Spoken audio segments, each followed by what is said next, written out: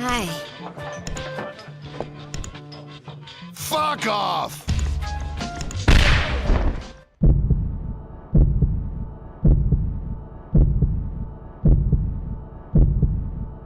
So right as the second chapter starts, we get our tutorial for how to recruit recruit gangsters.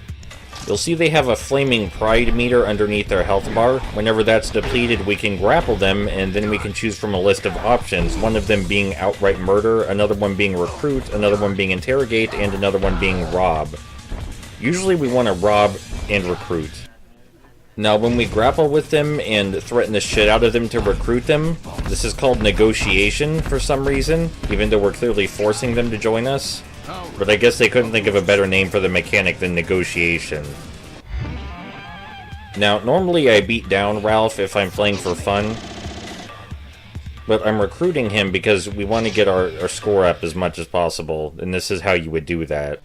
By beat down, by the way, I mean murder. The beat down option in the negotiation menu is just straight up murder. So anyway, now that we've recruited Ralph, he'll stick around with us and join us in group fights, and we can tag out to him in one-on-one fights. We can have a party of up to 3 people, and one of them always has to be Raven, which means we can have 2 side characters with us at any time, and they help a lot during group fights. It's almost always advantageous to have them around. There's no reason not to have them near you. They also act as extra lives during one-on-one fights. If Raven gets taken down, one of them will step in. Very helpful during boss battles in particular. Tracy's rambling on here. What she's basically trying to say is that we have to take out the cartel leader. Remember the cartel from the first chapter? And if we're going to do that, we're going to need some help. At least she says so. You could technically go fight the cartel leader without grabbing any additional help, but I'm not sure why you'd want to do that, because recruiting random assholes is fun. That's like the most fun part of the game. So anyway, if we want to advance the story, what we have to do is either interrogate or defeat 5 of Fatima's saints, so we can fight Fatima herself and take down the cartel. All of Fatima's saints hang out in roughly the same area in the central station zone of the city. Some of them hang out on the actual station platform, but generally they're all focused around that area. And just like every other NPC with a name, we can also recruit Fatima's saints as we please. But this is also the chapter where we can first actually go exploring. Again, we could technically go exploring in the first chapter. We could if we wanted to, but there was nothing to see. I know, because I looked extensively. There's no events in the first chapter, no one to recruit. You just have to do what the story wants you to do. The second chapter is where things get a little more open. Starting with right outside the hole. After we beat up this random guy, of course. You know, he's just telling us how missions work, that if we join an optional mission, we'll meet new characters. But that's not going to stop me from beating the shit out of him and stealing whatever he's got on his body. Ralph, help me. What are you doing? Help. Ralph, you made me look real bad getting beaten up by this random asshole. At least we got some chicken for it. Here's one of the earliest recruitable characters outside of Ralph, Frank. You just ask him for money, and sometimes he'll say yes. And I think that's hilarious. You can just talk to them, press circle, and ask for money. And they'll be like, oh yeah, sure, here you go. Some characters are more likely to give you money than others, it depends on their personality, but we're just going to keep robbing Frank until he says he won't give us money anymore. This is ideal. Also, the option in the negotiation menu calls it rob, but the reactions make it sound like you're just asking politely for money instead. After we're done robbing Frank, we'll attack him, because we're just assholes like that. But no, for real, the actual reason we're attacking Frank instead of just recruiting him is because we get experience if we beat him up and then recruit him, and we don't get experience if we just recruit him and he says yes. So beating them up and then recruiting them is always more profitable. Remember that. Give me some money. Now, you may wonder why we're not recruiting him right here. It's so I can show you how the named NPC spawning works. We're going to rob him and then leave the area and come back. Because after we rob him, he'll run away. And you might think, well, we just lost a chance to recruit him because he ran away. But no, he'll respawn. And I'll show you how that works once we go back in the hole and come back out. We're also multitasking because there is something I want to do in the hole while we're in there. You may remember that in the last video... Sweet, some medicine. You may remember that in the last video we leveled up our technique, which means we can learn a new move from Melvin. Melvin being the bartender at the hole.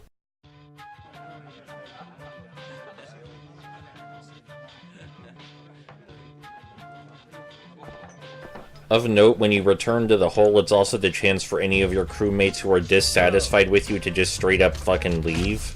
They can do that if they feel like it. Anyway, we're gonna select the learn a new move option, which means we pay Melvin, and then he teaches us how to kick people's asses harder. You can learn a lot of new moves from Melvin, but we're not going to learn all of them. This move is called the full swing knuckle. It's better known as just knocking the enemy straight the fuck up into the air. It has its uses. Not bad, but not good enough.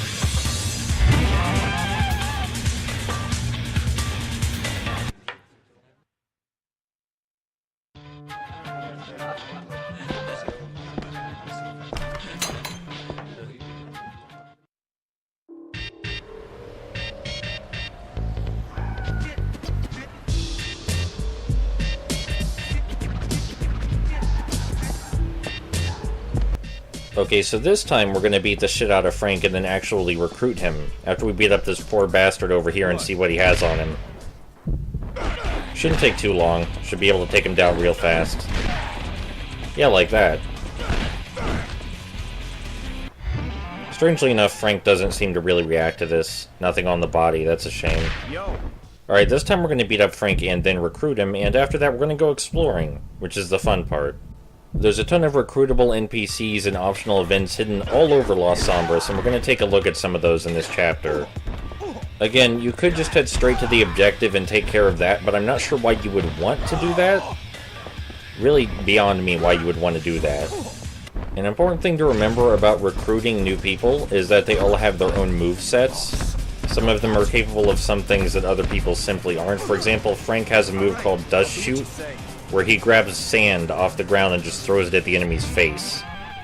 It's pretty damn useless against later enemies, but against early enemies that don't know how to block properly, it's a projectile attack, so it's actually useful.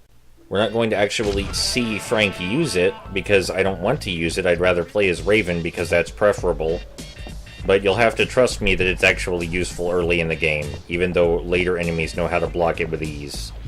Now we're going to head to the hospital zone so I can show you just how consistently the NPCs appear. For example, this is chapter 2, so I know a guy named Patrick is going to spawn in the hospital zone. Normally we'd have to go through the police station to get to the hospital zone, but I cut us out walking through the police station because nothing happens on the way there.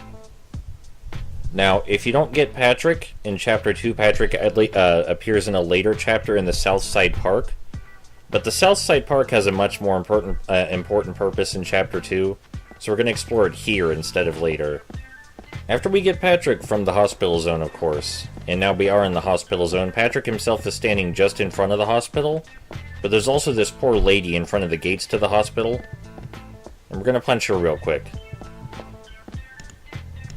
Yeah? It's just some random woman, didn't even take time to listen to what she said, but we're going to beat the shit out of her. Like I said, the group-style combat is messy, so having a couple people around really helps. You can use them to take some of your blows for you. And then it will be less embarrassing when you get the shit beaten out of you by random pedestrians. There are some mobsters wandering around here, so we want to be careful not to draw their attention, otherwise the fight will get much bigger than it should be. Here's Patrick. We're just going to ask Patrick for money. And he's going to give us money because he's an idiot. This is a good idea to try on every named NPC you meet. Just go into the negotiation menu before you fight them, and ask for money. A lot of the times they'll say yes, surprisingly. You figure they say no and try to kick your ass, but many of the times they'll just flat out say yes. For some reason. And then after we're done milking Patrick, we're going to beat him up and rob him after fighting him, just like we did with Frank. He'll give us less and less money each time we defeat and rob him, but we're not defeating him just to rob him, we're doing it for the experience, because he actually drops a significant amount of experience for this point in the game. And we want to grind against him a little bit before we go and explore the Southside Park. We're going to be doing a lot of grinding, actually, but you're not going to see most of it. All you need to know is that we're going to be grinding against Patrick for a little bit, and then we're heading to Southside Park. I'll cut out all of the grinding. Blinker! That's all you'll ever be, too! Damn! You're stronger than I thought.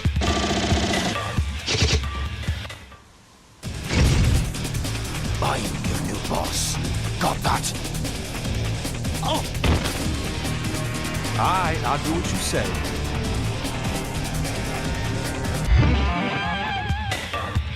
Ready? Follow me.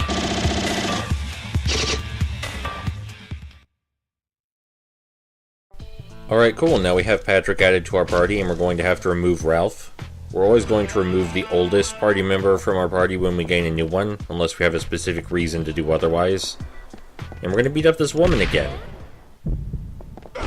So, we grinded against Patrick for a bit, maybe 4 or 5 fights. That's nothing compared to how we're going to grind next. Also, I wouldn't get too attached to any particular member of the parties we have, because while there are some I like more than others because I like their visual design more, some party members are just straight up better than other ones, and we gain more from switching out party members than just leaving them there. When my brother played this game, he didn't see it that way, and he was particularly attached to Frank, even though Frank is one of the weakest NPCs you can recruit.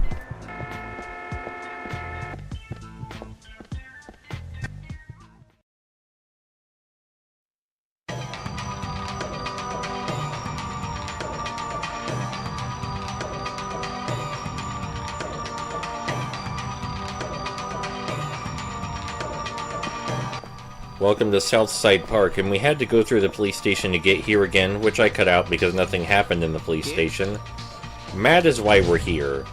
We're going to be grinding against Matt for quite some time. Matt gives exactly 100 experience each time we defeat him, and you need exactly 100 experience to level up.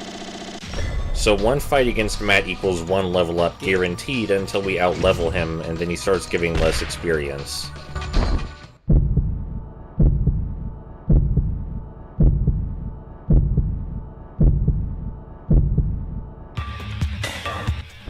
The thing about Matt, though, is that he's not just a free experience farm. You're clearly not meant to be fighting him at a level this low. So usually I cheese the fights with him as much as possible, but even then it's not a guaranteed victory. Generally grab him off the ground and keep using grapples until his pride goes down. And it takes a while for his pride to go down because, again, he is much stronger than us in a lot of ways. Thankfully, you can retry each fight you fail instantly. You don't have to reload the game or anything. So if we do ever lose against Matt, we can just keep retrying. But yeah, this is the part where I tell you we're just going to keep beating the shit out of Matt and robbing him to get more experience until I'm satisfied with what level we're at. And then we won't do any more grinding for the rest of the game. But there is actually another reason we came to Southside Park, one that's arguably much more important than grinding for experience. After we leave this map and come back, we'll trigger an optional side event, which will allow us to recruit one of 2 characters, one of which will give us a very important move. But before we leave this area, we're going to start beating up some pedestrians and thugs because we want them to drop health for us. Because even though, as I said, we can retry against Matt over and over if we fail, it would help to have enough health not to get one hit killed by him every time. That could get frustrating.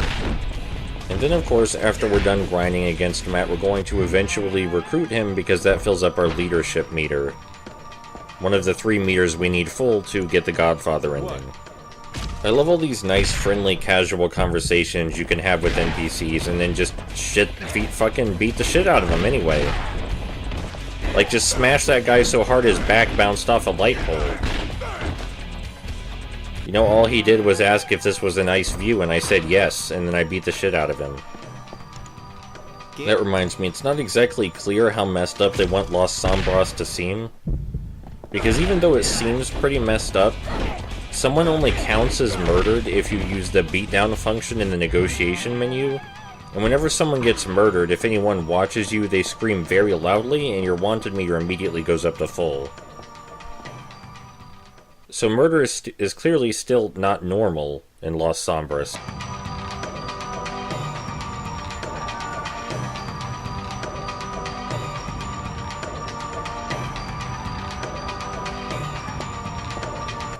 But beating the shit out of people is normal? I don't know, it's a little confusing to me. But it has very specific rules on the matter. We're going to use that chicken we just got. And we're going to head back and enjoy our first optional side event that you would have no idea was here unless you meticulously search the map several times over.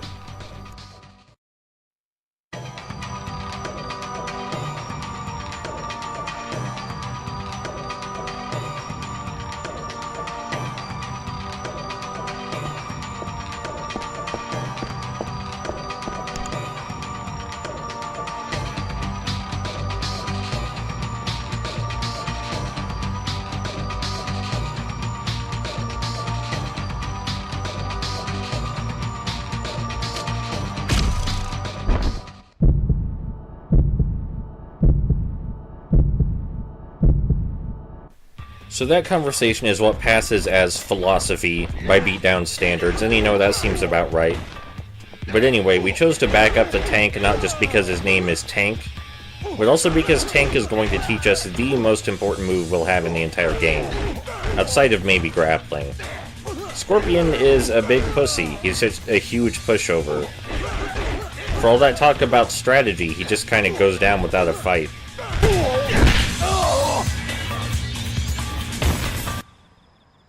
Wanker! That's all you'll ever be, too! Damn! You're stronger than I thought!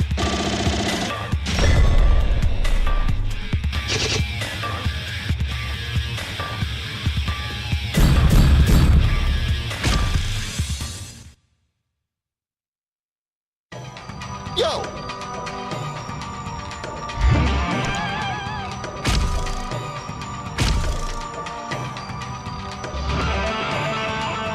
So now that we have Tank with us, we're going to resume our grinding against Matt, and I'll see you back here when we're done with that. Yeah?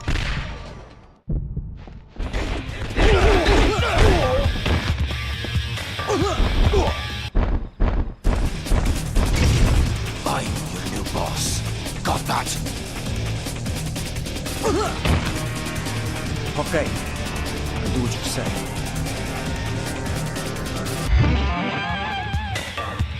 Ready? Follow me.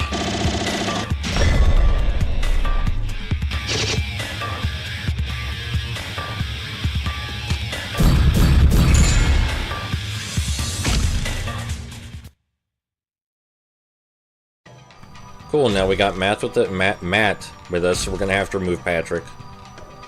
So Matt and Tank, the two party members we currently have with us, are very heavy hitters. But Tank also has a lot of health in particular, being called Tank. The characters in this game follow the same level up system you do, so if they seem especially proficient in one area, they're likely to be lacking in some of the others.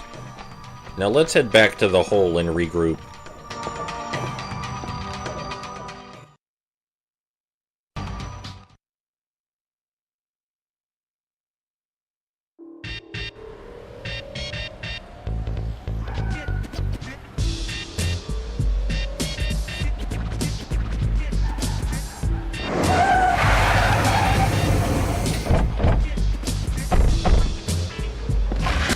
So whenever your wanted meters are full, there's a chance of either a gang of mobsters or a squad of policemen just kind of showing up when you enter an area. And if you're quick enough, you can leave the area before they fight you, but most of the time they'll get to you. And this is one of the many reasons it's useful to have multiple people around for group fights. Because even if they're really shitty at fighting, they will at least distract the enemy a little bit. Now, I said we were going to head back to the hole to regroup. That's not entirely accurate. We're actually going to head back to the hole to start another side mission. But this one's a lot easier to find than the last one.